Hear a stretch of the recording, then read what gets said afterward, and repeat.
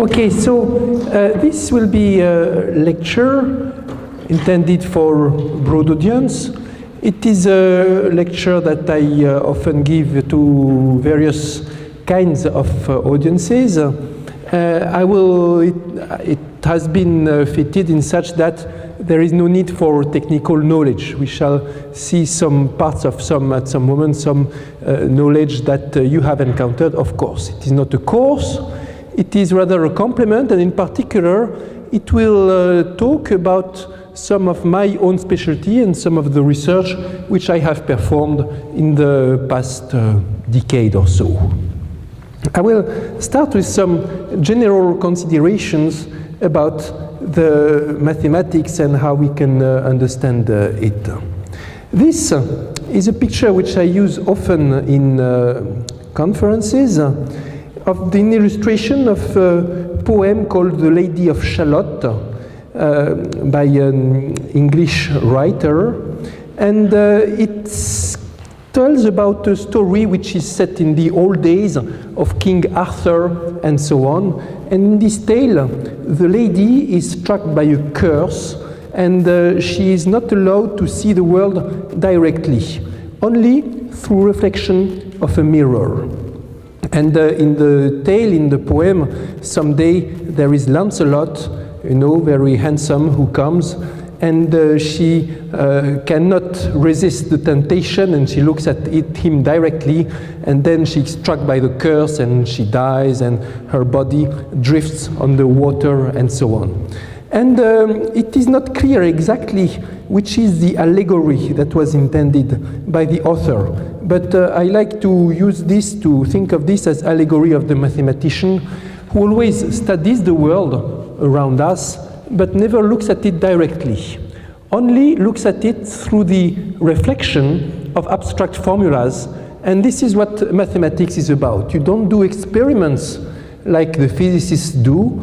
You reflect, you think about the reflection of the world. And the mathematical formulas, many of them, and in most cases it started like this, they were intended to reflect this and to model, as we say, the world. For instance, the water, which appears here in the painting and on which the Lady of Shalott will drift after she dies, you can think of it as just, you can feel it, you can measure the velocity and so on, but you can also consider its mathematical equivalent, like this one, the Euler equations as they were written in the 1750s to model a fluid which was supposed to be incompressible and non-viscous. And this kind of mathematical fluid mechanics plays an important role nowadays in our world. Every day it is considered and solved in some sense by computers all around the world. I will come back to this. One thing about mathematics is that, of course, it is abstract, but precisely because it is abstract, you can apply it to many different concrete situations. The mathematical methods, they will have many, many applications sometimes. One very striking example is this curve, the Gaussian curve, which appears when you consider the errors in, for instance, the relative errors when you toss a coin in the air and you see if it's head or tail, and you see how much it departs from 50-50 after you've made thousands or 1 million tries. And the errors will be distributed according to this curve. This curve, there is a mathematical theory for it, there is mathematical explanation, and it appears in many different phenomena, be it tossing a coin or looking at the variations of the size of people, etc. One abstract concept with many different concrete realizations. And the third thing that is important to know is that mathematics is extremely living, very much alive. There are more mathematicians alive nowadays than the total number of all the mathematicians of the past who deceased. There are hundreds of thousands of mathematicians nowadays in the world, and it increases extremely fast now, the number of theorems that are proven, that are known. And of course, It means that mathematics changes. Mathematics of nowadays doesn't look exactly like it looked 10 years ago. And it's very different from how it was 50 years ago. It's extremely different from what it was 200 years ago, etc. And there are also many mathematical mysteries still unsolved. Of course, everybody, mathematicians, have all their favorite problem. If you ask me which is the most important problem or the problem that I think is I would most like to be solved, it will not be the same answer as if you ask Stas Smirnov, for instance, or other mathematicians. But if you ask mathematicians which is the most famous problem of all, probably they will answer Riemann hypothesis, which is at the same time very deep, related to many subjects, rather simple to state, and so on. Named after Bernard Riemann, one of the most famous mathematicians of all times. The Riemann hypothesis is simple to state. It's about a certain function, the zeta function, you see it written here, the summation of all the inverse of the power s of the natural integers. So zeta of 2 is 1 over 1 square plus 1 over 2 square plus 1 over 3 square, and you continue up to infinity. And there is a way to extend this formula so that s here can be any number in the complex plane, with a real part and an imaginary part. And then the Riemann hypothesis is about where does this function vanish? When will it take the value 0? We know it vanishes on certain integers. And apart from that, there is no simple rule, and there are many, many places, an infinite number of places where it vanishes. Riemann conjectured that all these places on the complex plane where it would vanish would all be on a single line of real part is 1/2, all on a single line. If we were in experimental sciences, we would measure. This can be done nowadays with computers. And it has been checked on billions and billions of zeros that they are all aligned on the line that Riemann had conjectured. Still, this is not sufficient as evidence. This tells you something about mathematics. In any field of science, but in any field of human knowledge, if you make an experiment and it works 1,000 times, you think it's sufficient proof. If it works 1 million times, even more. If it works 10 billion times, then there is no discussion, except in mathematics. Even in mathematics is the only subject in which 10 billions of clues going in the right direction will not be sufficient to make a proof. Because we want the proof to be something that is deduced from the axioms by logical reasoning, and that is the only thing we believe in for convincing people completely. Now, the Riemann hypothesis is also interesting because it's related to various fields, in particular, the theory of prime numbers.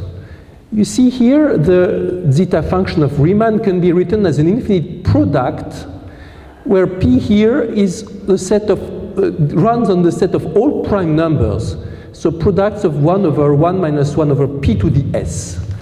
So it's related to prime numbers, and more precisely, if the Riemann hypothesis is true, it means that in a certain sense, the prime numbers are kind of randomly distributed among all numbers. In a certain sense, that can be made precise. And so it is fascinating because it tells us something about prime numbers which have been subject of interest for people for thousands of years.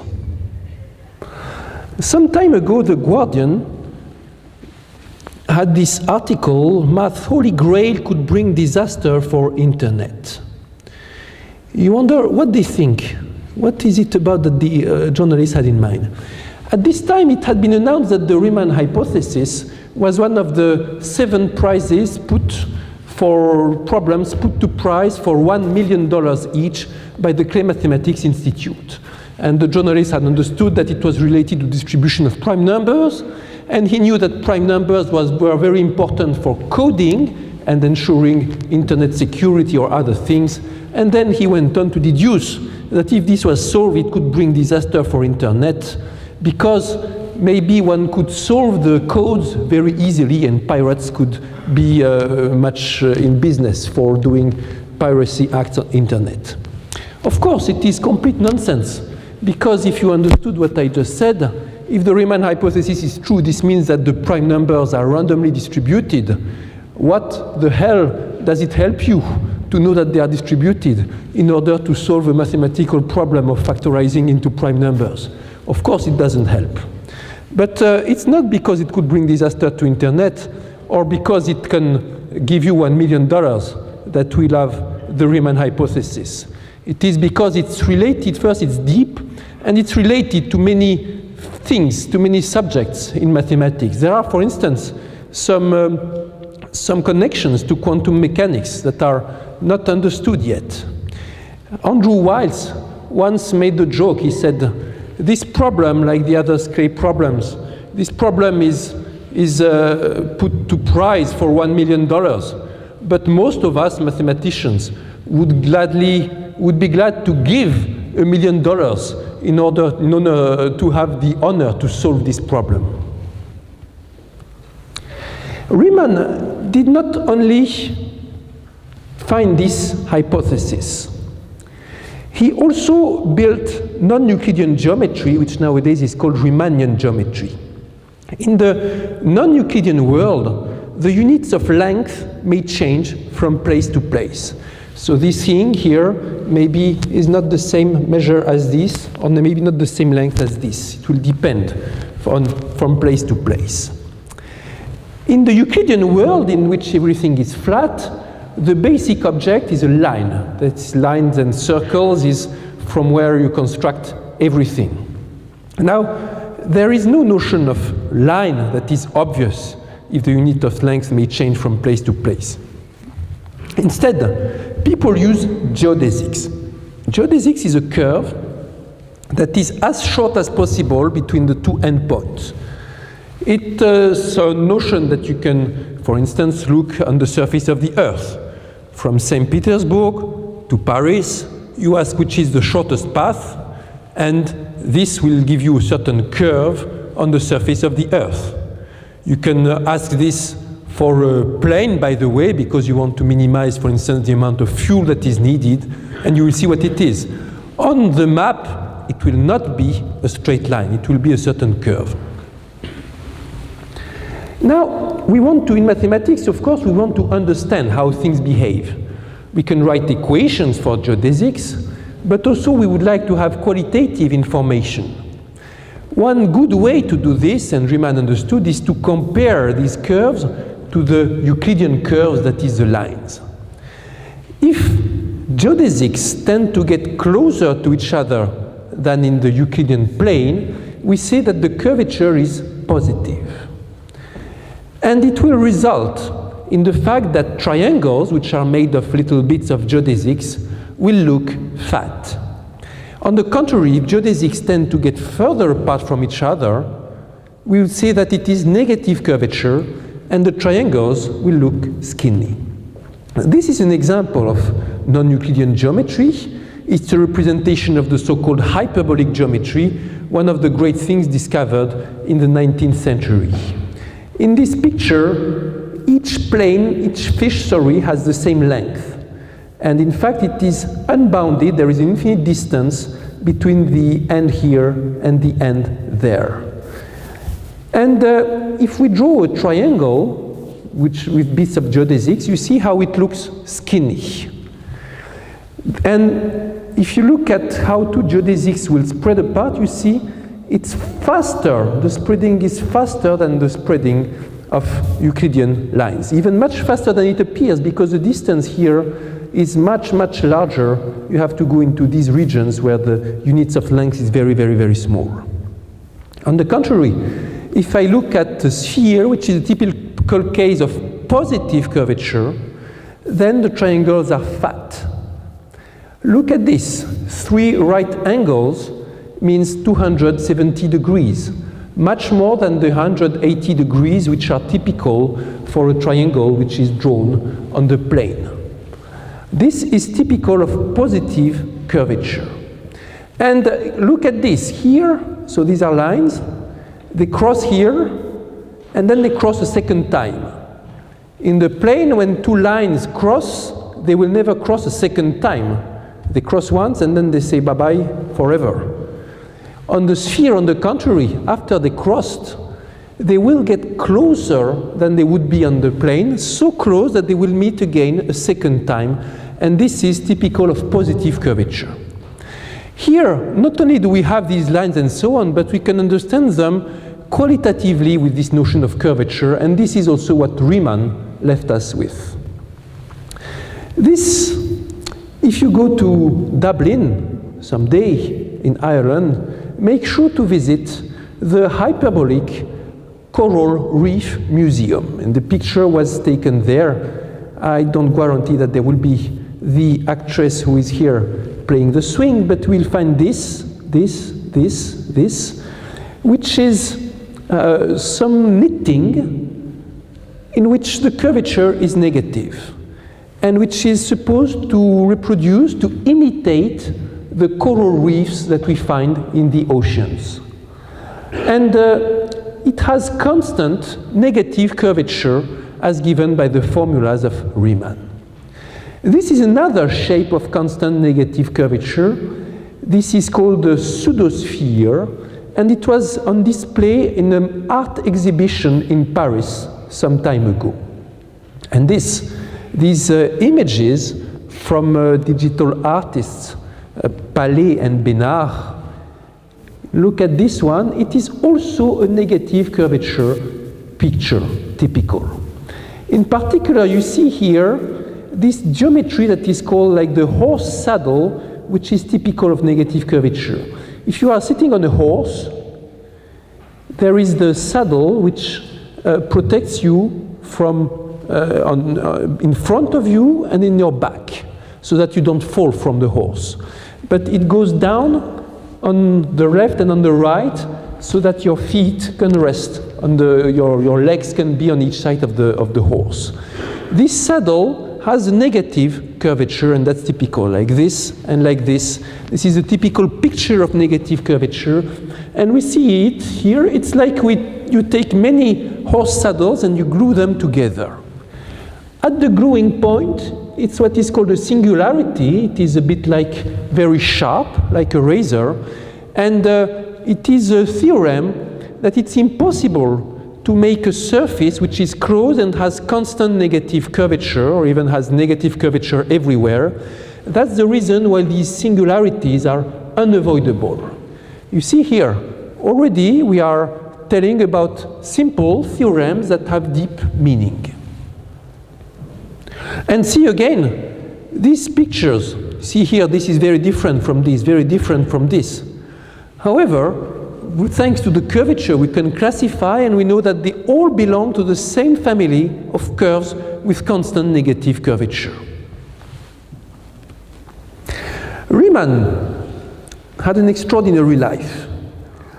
And he has the privilege that some of his inventions in the mathematical world made a fantastic journey that he had not previewed at all. In the 20th century, the Italian geometer Ricci Curbastro took again the concept of Riemann and developed it into a notion of curvature, which is called Ricci curvature. Then Einstein, soon after, understood that this notion of curvature was the key mathematical tool that he needed to build his theory of general relativity. And so this notion of curvature changed the whole way in which we understand the space and time in which we live. Even later, it turned into technology. For many of you, I guess, it happens to you that you travel in a car which has a GPS. Well, GPS has to take into account general relativity to work. And for that, it has to make computations which involve the Riemann curvature.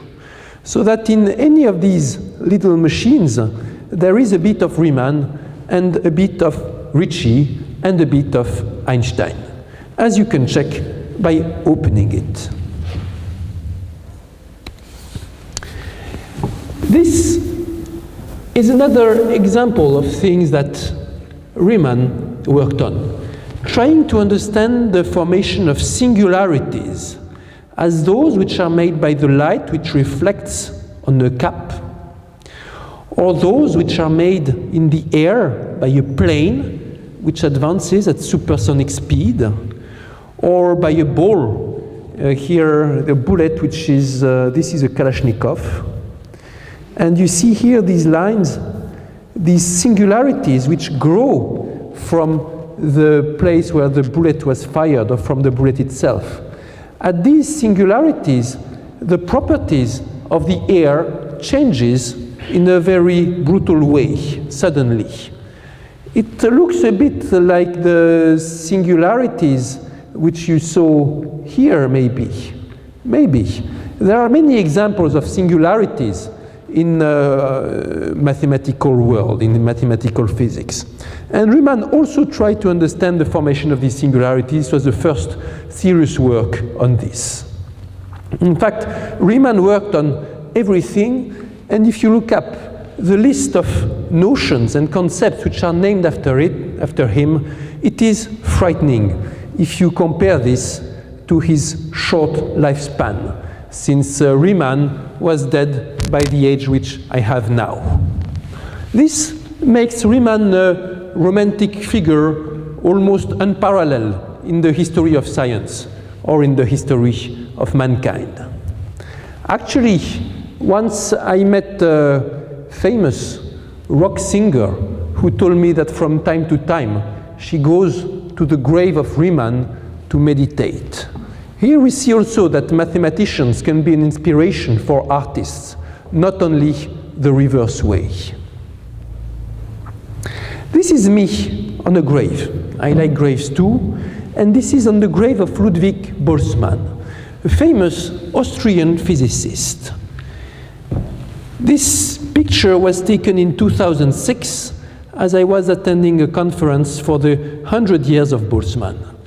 On the grave, you can see here a very famous formula, mathematics formula of mathematical physics, if you want, which is the notion of entropy. Entropy is a way to describe the disorder of something which is made of a collection of atoms, for instance. This formula is not less important than, for instance, the famous Einstein formula of the conversion between mass and energy, matter and energy. In the world of Boltzmann, we think of a gas as made of many, many particles. Like for instance, it requires some imagination, but think that the air in this room, even if it looks very quiet, is made of billions of molecules. Each of them goes in a trajectory that is impossible to predict, and you are hit constantly by billions of particles in every direction. This looked like a weird thing at first. It looks very quiet. Why would it be, in fact, made as the conjunction of so many, very, very fast particles? And this was the daring act of thought that was taken by Maxwell and Boltzmann in the 19th century when they were developing the statistical theory of matter. In this world, for simplification, let's replace the molecules by spheres and assume that it's all like a big billiard game in which there are these billions of spheres that bump into each other. Like this is a velocity, from time to time they will collide and then their velocities will change, and it's the start of a gigantic billiard. If you want to describe this gas, you will not try to look at the velocities of all the particles. Instead, you will use a statistical representation of the gas. According to the velocity, for instance, and you wonder how many particles are fast, how many are slow, etc. In the same way as when you want to study the ages of a population and how many babies, how many young men, how many old men, etc., you will use a statistical representation in the form of an age pyramid, for instance. This is about the same. You don't want to know all the velocities, but you want to know what is the proportion of particles with a velocity like this or velocity like that. It is a statistical description. And it has to be governed by the laws of statistics. And the idea of Maxwell and Boltzmann was to assume randomness in the particles and get some laws from this. So it was inserting itself in a long story, very fascinating, of mastering of chance, starting with Bernoulli around 1700, trying to get laws that will apply with certainty to describe the output of phenomena which are random. This is the law of large numbers.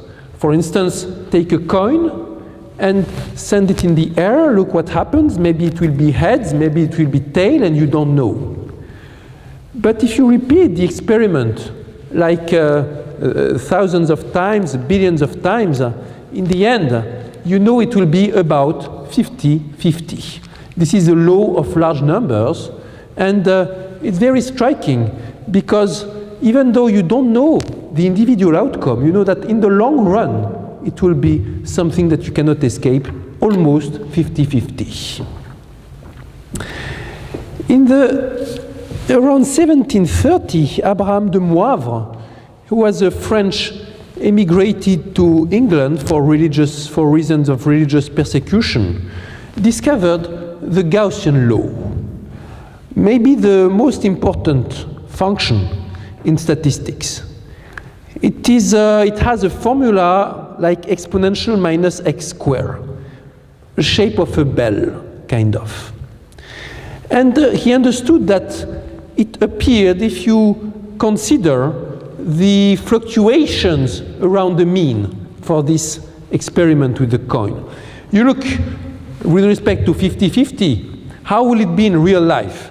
If you do the experiment, maybe it will be 55%, 45%, or maybe 61%, 39%, etc. And you ask whether the deviation from 50-50 will be small or large. And with the large probability it will be small, with a small probability it will be large. And exactly this distribution of error is given by a Gaussian curve. And the Gaussian approximation will be better and better if you repeat the operation many, many times. At about the same time, Buffon in France was discussing the needle problem. Here is it's another thing that shows you that some phenomena that can be geometric but governed by randomness in the long run are following laws that are unescapable. In this experiment on a wooden floor, something like this here, but with parallel lines, you drop a needle such that the length of the needle is the same as the distance between two consecutive lines. And you drop it in any possible way, and you do this many, many times. And the more random you will throw it, the better it will work. And you ask, which is the proportion of times that it will cross a line? And the answer in the long run is like 2/pi. So roughly speaking, 2/3. This also is striking, and in particular, you see that the geometric nature of the problem transpires in the fact that there is a pi which appears in the solution. It is only around 1810 that Laplace, still in France, obtains the first decent proof of the law of errors, as they call it, this law of the Gaussian distribution. The statistical mean of a large number of random, uncorrelated experiments will exhibit Gaussian fluctuations. Remember, a large probability of small error, a small probability of large errors. And the typical width of this bump will be like the inverse of the square root of the number of trials. A few decades later, it was understood that this phenomena of Gaussian errors was not only for coin tossing, but also appears in subjects such as social sciences. If you take in a given city, you ask about the number of robberies or something like this, from year to year, it will exhibit Gaussian fluctuations. In 1889, Francis Galton used the word supreme law of unreason to describe this theorem of Gaussian fluctuations, which arguably is the most striking of all the fundamental results in mathematics. This can be argued. I know of scarcely anything so apt to impress the imagination as the wonderful form of cosmic order expressed by the law of frequency of error. The law would have been personified by the Greeks and deified if they had known of it. It reigns with serenity and in complete self-effacement amidst the wildest confusion. The huger the mob and the greater the apparent anarchy, the more perfect is its sway. It is the supreme law of unreason. And remember, I was making this digression about statistics to help you understand what was the situation at the time when Boltzmann and Maxwell were working on the statistical explanation of the behavior of a gas. What Boltzmann did in particular was to devise a physical formula for a quantity which he called entropy and which measures the disorder of a gas. S is K times the log of W, where W is to be understood as something as a number of possibilities of arrangement of the unknown molecules. And Boltzmann showed that there is a way to compute this entropy by using the distribution function f. And he could show that this quantity, this disorder, has a definite behavior, that it can only increase as time goes. In other words, he had a kind of mathematical proof that if you take a gas inside a box and you let it evolve, spontaneously the gas will become more and more disordered, just by the action of randomness. It was another law of statistics that he had discovered, and which is impossible to escape from, even though the interactions are due to random events. This was very important as a way to explain things and understand. For instance, think of this experiment in which you put all the gas in a half of a box and then you remove the wall separating the box in two halves. What will happen? Well, we are used to this. The gas will invade the whole box. We like to think that there is a kind of force that the void is attracting the matter so that it will suck in. But Boltzmann tells us it's not the reason. The reason is just there is statistics there, and the gas will statistically maximize the disorder.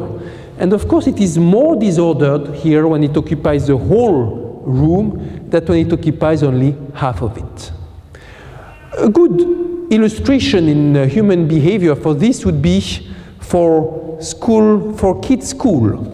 You look what happens when there is the pause, the break between two courses, and at the end of the course, maybe all the kids are neatly arranged in one corner of the whole recreation area. But if you wait for a few minutes, they will be running in all directions everywhere. Not because they want to go where the things are empty, but because this guy does this, these two guys will fight in this way, these others will run in this way, all kinds of uncorrelated behaviors. And then, statistically, these forces at work will make it that they will occupy the whole of the area that is available.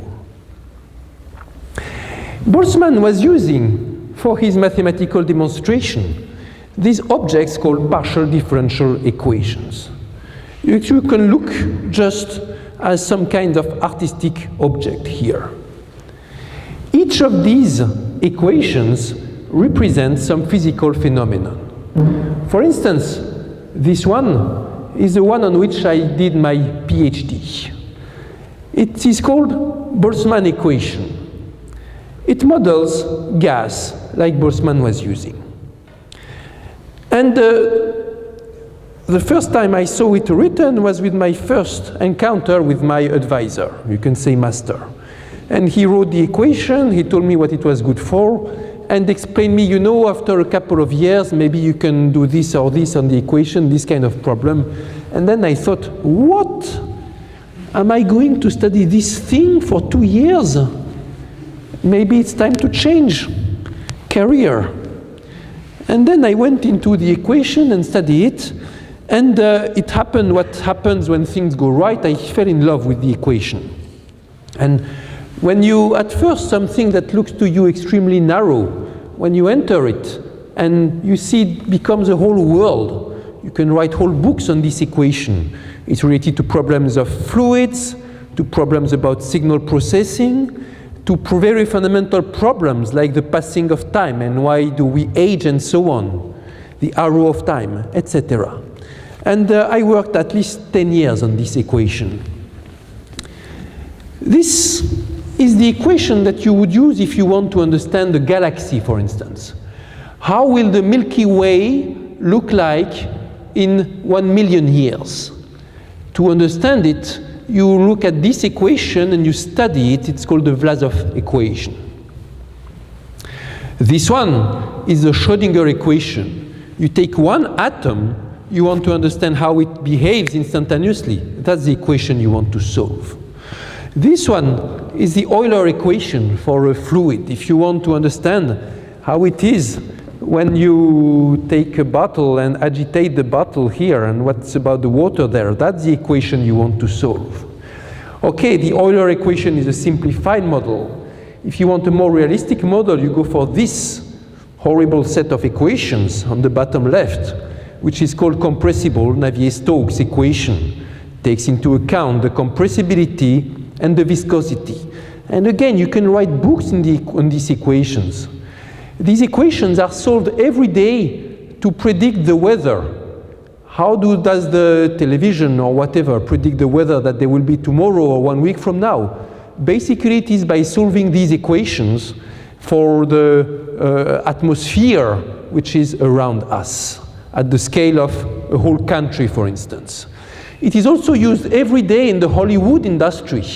When you look at a cartoon or a movie and there is some effect about the water, be it Lord of the Rings or whatever, or the Pixar movies, it's never by using tricks like taking a small device and agitating that it is made. It is made by solving the mathematical equations.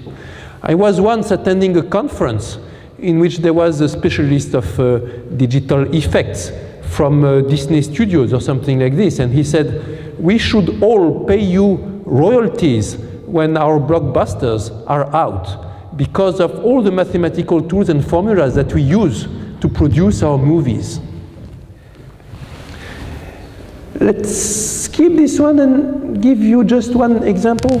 So let's give one example of partial differential equations. For at least some of you, maybe for all of you, it will be the first one. Partial differential equations look like a big word. Differential is a derivative, it means a slope, it means a tendency. For instance, I have a bank account.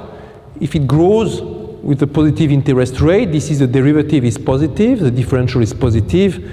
If it goes down, the differential will be negative. Now, if you look at the temperature, and you're interested in the temperature, for instance, in this room or over Russia, temperature will be a function of various parameters. It will change from minute to minute, so it's a function of time. But also it changes when you go up in the air, so it's a function of the altitude.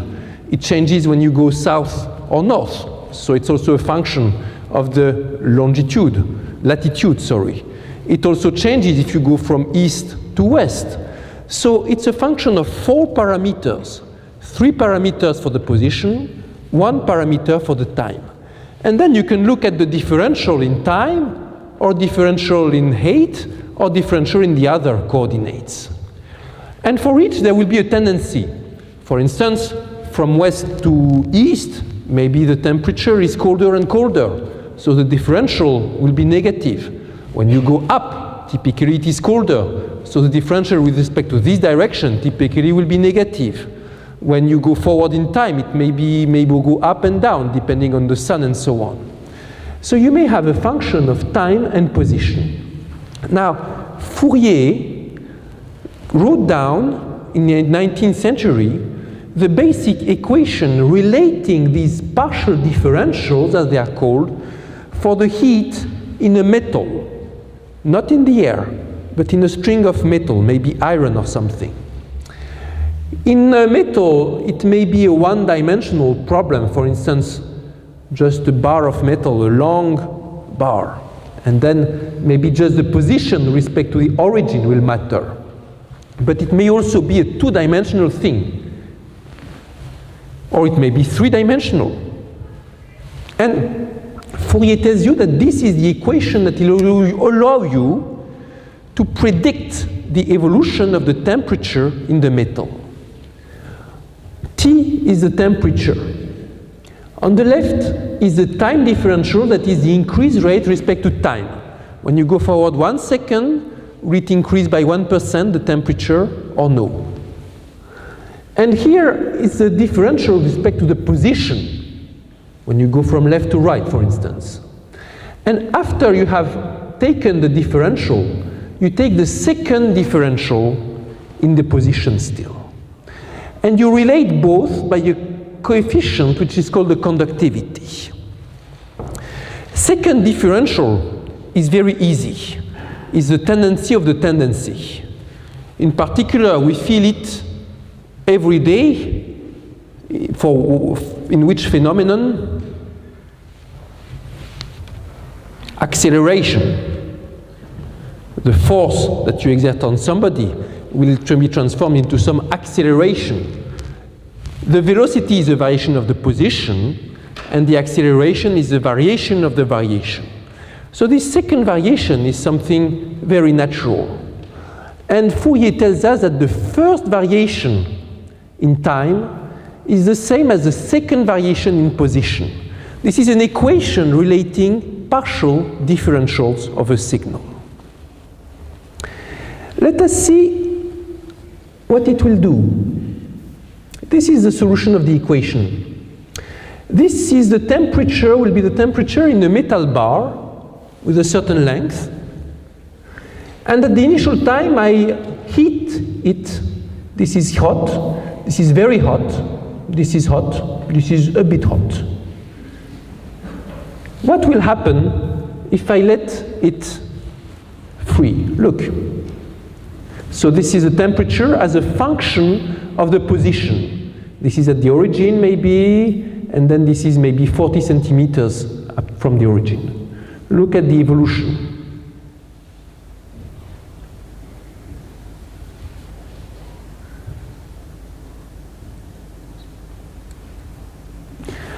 What did you see? Yes? It goes down. And globally, it goes down. Curve of Gauss. Yes, curve of Gauss in the end. Very good. It looks like a curve of Gauss exactly.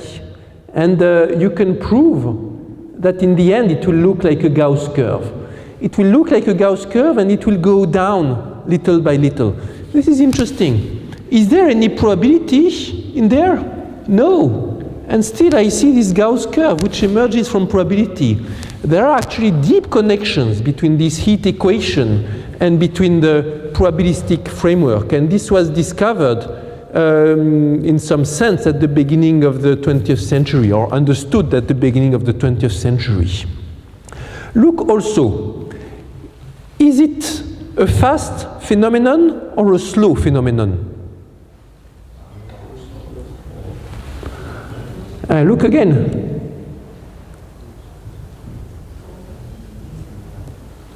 In fact, first it is fast and then it becomes slow. There is some slowing down. We can appreciate it even better if we look backwards in time. You will have the impression that it accelerates.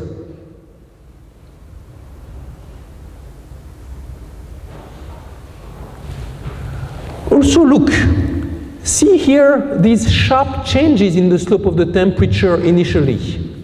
Are they still there after? No. Immediately after, these spikes have been replaced by curves. And you can also study this.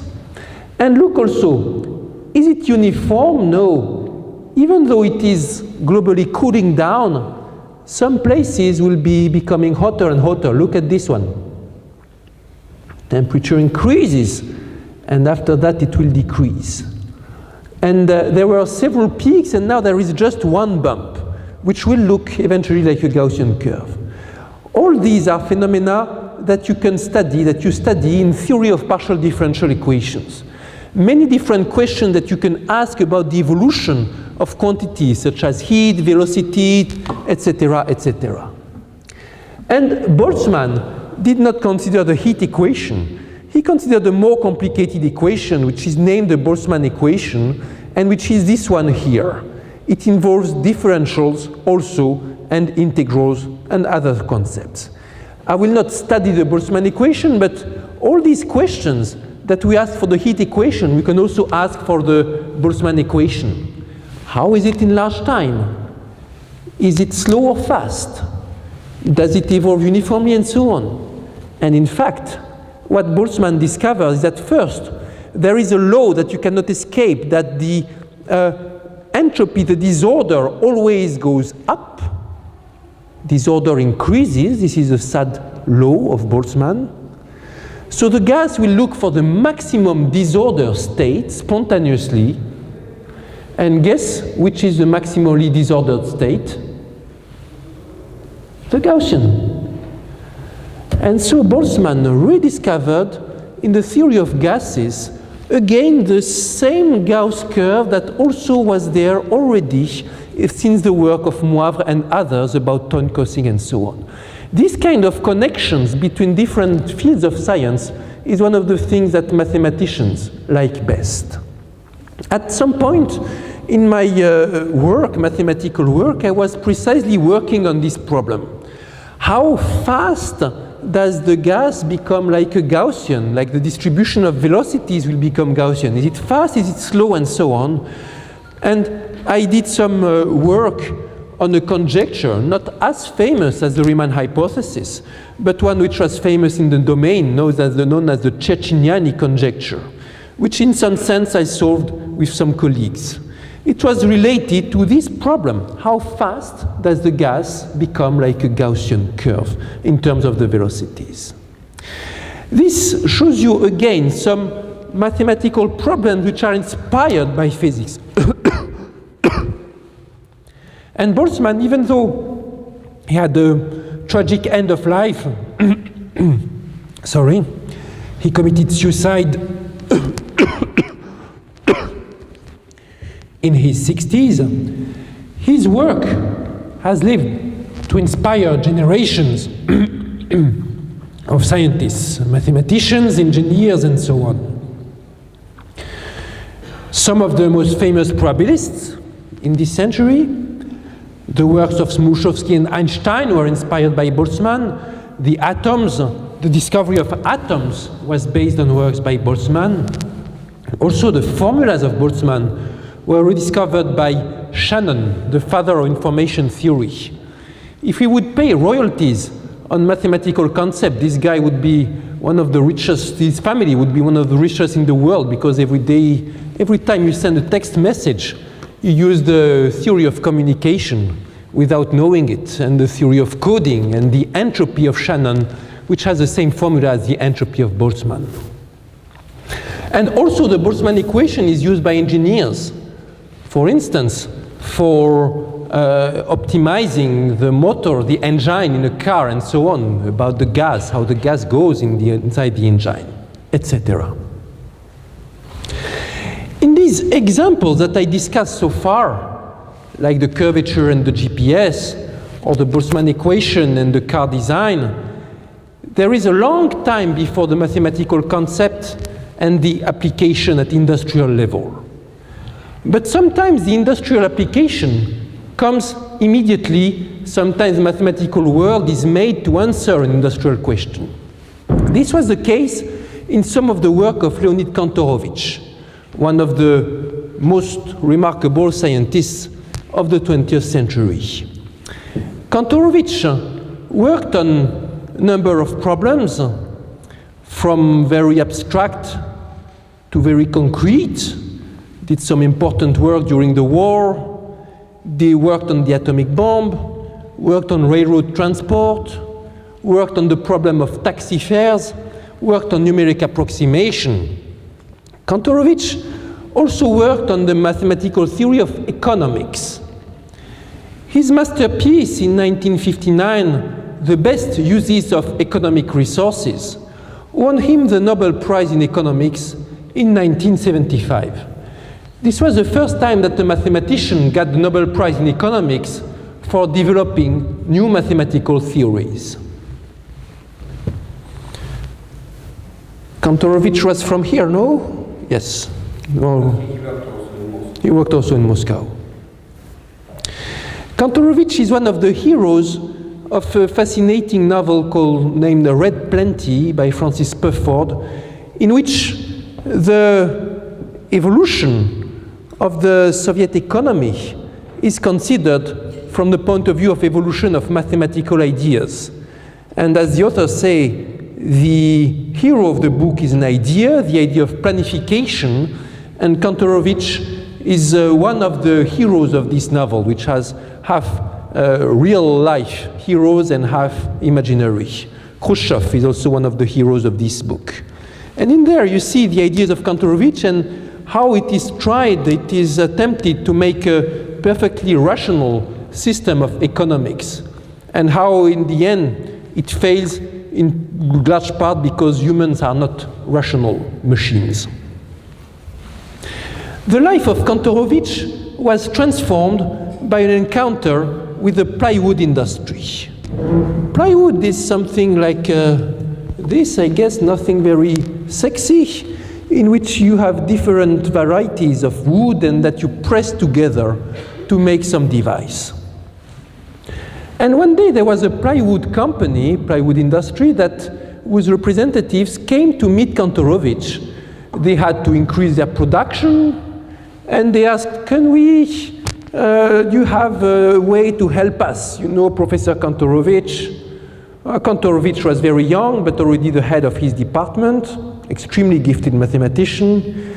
And they told him, you know, we have all problems. We have this softwood, this tough wood. Some comes from here, some comes from there. We have to assemble it here. We have a machine that can handle that many wood of this type, that many wood of that type, etc. And if you write the equation, there are so many possibilities. How to select the right one? Kantorovich thought about it. At first he didn't know, of course. And then he understood that this was part of a large class of problems called linear programming, in which you have several unknowns, like production of softwood, production of hardwood, etc., and some constraints, which are in the form of linear inequalities.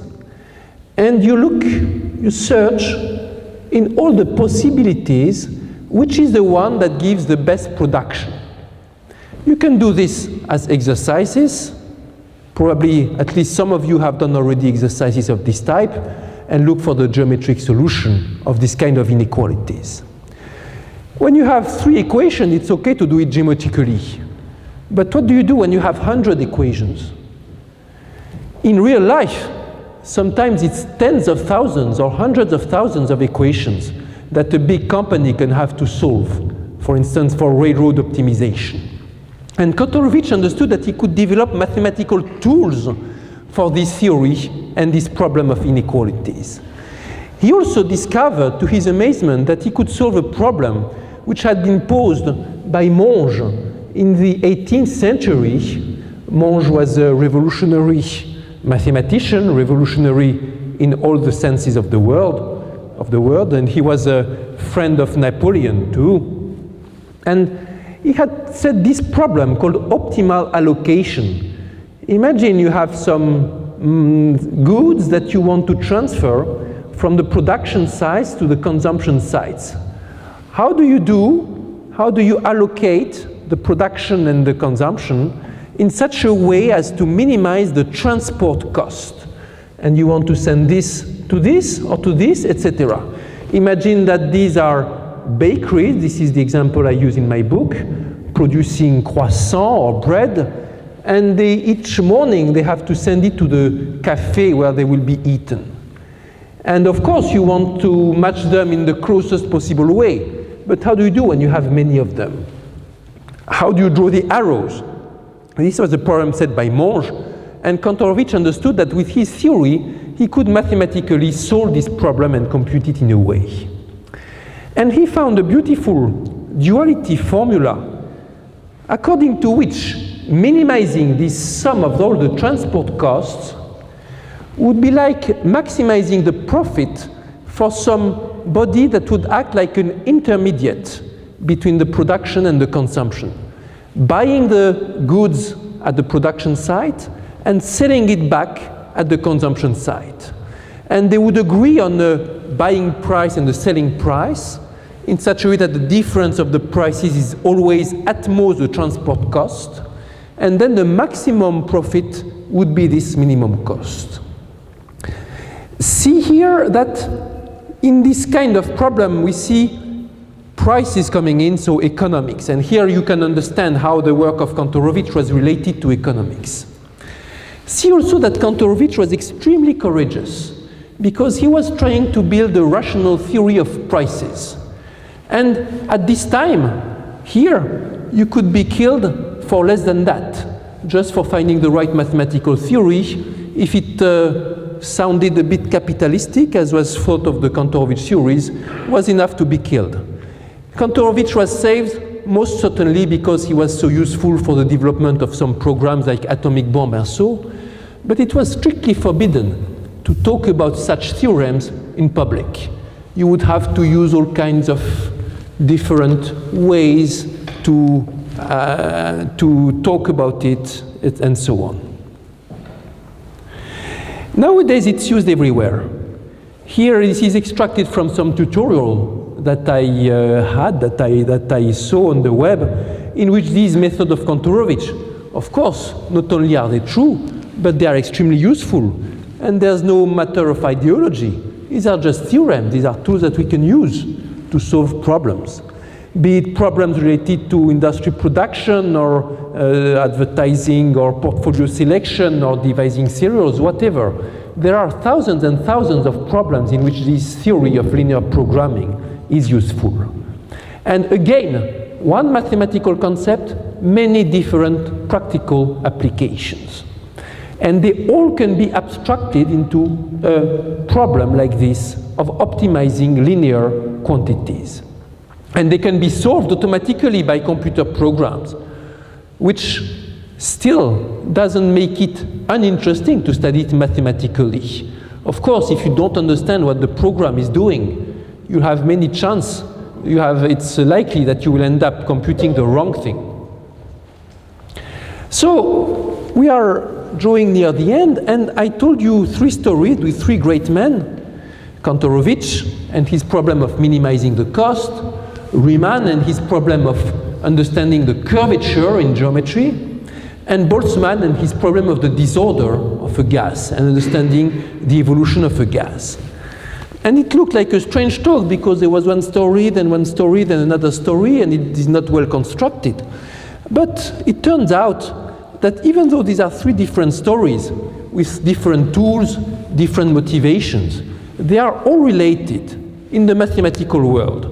And this was understood only about 15 years ago. And I was part of this discovery, and it changed some large regions of geometry, but also of the problems of the Kantorovich problem and of the Boltzmann problem. Like many discoveries, it was not done by just thinking about it and trying to get something. Many people think that when you do science is you set a problem, then you think deep, you read what others have done before, and then you end up with some new idea, you test it, and then maybe you get Nobel Prize or something like this. But everybody who has done research knows that it doesn't work this way. It's rather like this. First you think, you read, your instrument breaks, what the hell? You found that somebody already did it, you work, something goes wrong, it's not quite, amazing result. Then this is complete crap. Then you start again, what the hell is going on? It makes sense, doesn't? That's funny. It makes sense. But somebody found this already 50 years ago. And then you are back in the cycle, and in the end, maybe something gets out.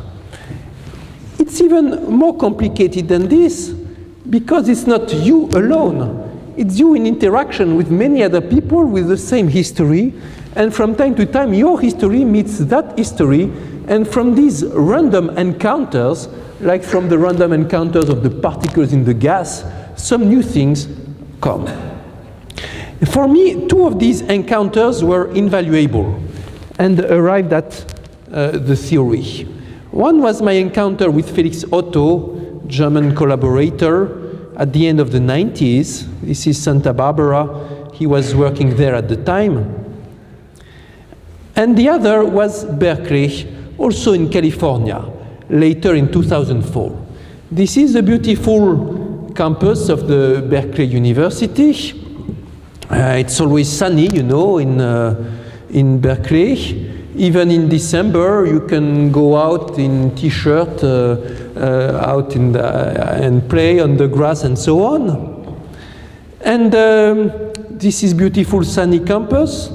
And this is the not so beautiful mathematics building, which is known for being one of the most ugly of the whole area.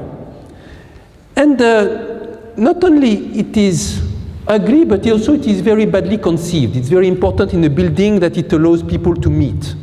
And it's not the case here. It has this layer design so that people never meet people on the layer below and so on. And when I was there, I was quite bored. You know, life was easy. I was invited professor in 2004, no teaching, no duties. Only I had to attend a meal once a week with other scientists that were invited. And for this, I was paid 3 times my French salary. But still, it was not so great because not meeting anybody, just sitting in my office waiting for something to come. And then arrived John Lott, who was an American mathematician specialized in geometry and analysis. And by chance, he was nearby, and he learned I was there. He had read my works with Otto, so he came by, knocked at my door, this is me, John Lott, etc. We should start a program on this and that. I knew very well statistical physics and entropy. He knew very well the curvature and the Riemannian geometry, and we started a program. And we started a program together, which was a big hit. And in particular, we developed the idea of the connection between the world of Kantorovich and the world of Boltzmann and the world of Riemann. It's all summarized in this lazy gas experiment, which I will conclude my talk with, which is a kind of thought experiment showing you the connection between curvature, gas, and optimization. And it's a new way to look at curvature, unorthodox. It grew up from my works with Otto, also from the work of Cordero, McCann, and Schmuckenschläger, and from my work with Lott. And at the same time, there was a work done by Theo Sturm in Germany, which was complementary and in the same spirit. So here is the experiment. And this is how you would explain the curvature to Boltzmann if he would come out of the grave. Imagine you want to know if you are in positive curvature, looking only at the behavior of gas. Take a gas which at initial time has a certain configuration. This is a density, maybe here high density, low density. And impose that the configuration changes in 1 minute. Say, go, this is your target, you have to be like this. And now the gas will obey. So all the molecules will go from here to here. This is in order. But the gas, being lazy, wants to minimize the energy that it spends. Energy is like the kinetic energy of all the molecules. And in the whole process, from start to the end, you measure the disorder using the formula of Boltzmann. If the curve is always like this, a concave curve, it means you are in positive curvature. This is very different from the usual interpretation of curvature. That could be something like this. Imagine I live in a curved world. Light will follow the geodesics. If I am here and I look at a light source, like a planet or a star or whatever, because the light will be distorted, as in the Einstein world, and I am sitting here, when I try to reconstruct the light source, I will make a mistake because of this distortion. I will think maybe it is that big. And a positively curved space is a space in which I always overestimate the size of the light sources. This could be taken as definition. It's based on optics. This would be a classical interpretation of curvature. But this is very different from what I told you about the evolution of the entropy of a gas. But from the mathematical point of view, both are equivalent, except this second one is more general. You can develop more general notions of curvature than with the usual one. And so this was used to solve some problems in geometry and to make progress in the theory of curvature. See how everything is connected, the three pictures. In this picture, because it's positive curvature, the geodesics tend to get closer to each other. Remember on the sphere, the lines were crossing once and then crossing once again. And here it's a bit the same. They will maybe start close and then separate and then be close again. Now if it is like this, and the gas wants to minimize the effort, he will go along geodesics, and because the geodesics are more spread in between, the gas itself will be more spread. If the gas is more spread, remember the pictures with the gas in the box, more spread is more disorder. And so the disorder, the entropy in the middle, will be higher. And here you see how the three concepts, the curvature, the disorder, and the optimization are related. And this, again, came because there was a meeting of scientists, researchers, coming with different ideas. For me, it was a big event. It was also the start of the writing of a new book on optimal transport, which took something like 3 years of my life, and a thick 1,000-page reference book that was just awarded last week. I was awarded a prize for the book by the American Mathematical Society. So it was the reference book in the area, with this new point of view in particular. And in mathematics, as in science, something to always remember. Of course, it depends on your hard work, how you succeed. It depends on how able you are to go find your way through the literature and so on, what the others have done, etc. But it also depends in an enormous way on whom you will encounter. And it's like in life. If you encounter the right person, it will change your life. It will change your scientific life if you encounter the right collaborator. Some institutions, like my institute, Henri Poincaré, as mentioned by Stas, are designed for the sole purpose to make scientists meet, so that they organize periods of conference, of meetings, to work on some subject for several months. People will come from all around the world to study a certain subject, to discuss, to give lectures, etc. And it's an enormously important part of what makes the progress of mathematics and science in general these days. Thank you.